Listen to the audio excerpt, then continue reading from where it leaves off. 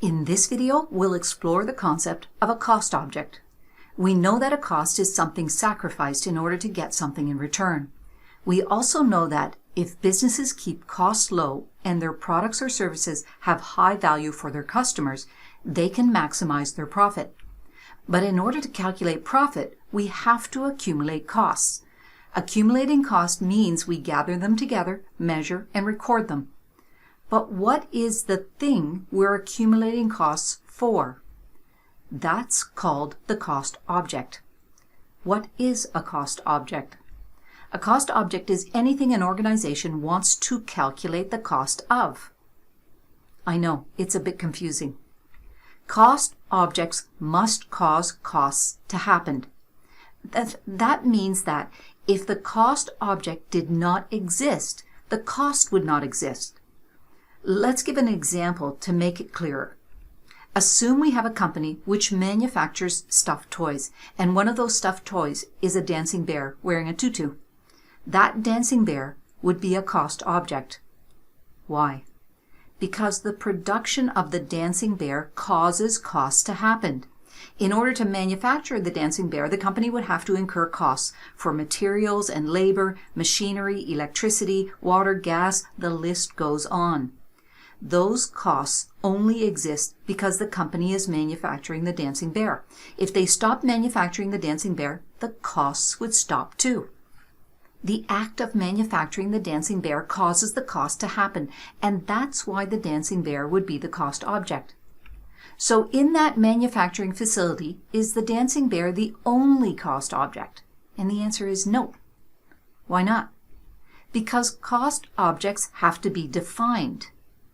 What does that mean? It means that I can change what I define as a cost object, and that would change the costs I need to accumulate. If I define the cost object as the dancing bear, then I would accumulate the cost of manufacturing the dancing bear and nothing else. But if I define the cost object as the stuffed bear production line, then I would have to accumulate all the costs of producing all of the different stuffed bears together.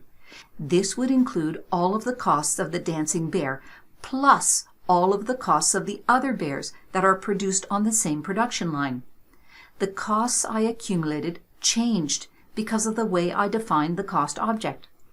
If I now define the cost object as the whole factory, where I produce stuffed bears and stuffed rabbits, then I would have to accumulate all the costs of the dancing bear, plus the costs of the other bear, plus all the costs to produce the stuffed rabbits. You can see that as I continue to expand the definition of the cost object, I also continue to expand the number of costs I have to accumulate. So a cost object always causes costs to happen, and you must define the cost object before you start to accumulate the costs. We can define the cost objects as a product or a product line, a service or a customer, a department, a project, a geographical region, a factory. The list goes on.